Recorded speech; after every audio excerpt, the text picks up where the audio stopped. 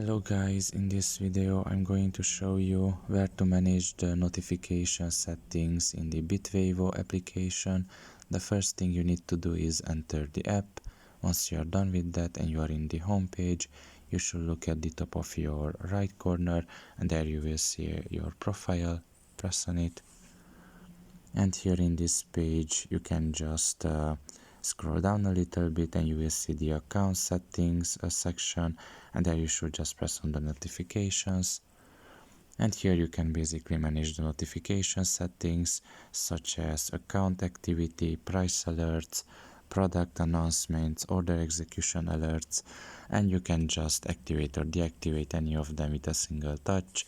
And once you're done with setting them, you can just basically go back and you can see that everything that you have just modified, it will be saved. So pretty much this is all about it. I hope this video was helpful to you. Thank you for listening and see you next time. Bye bye.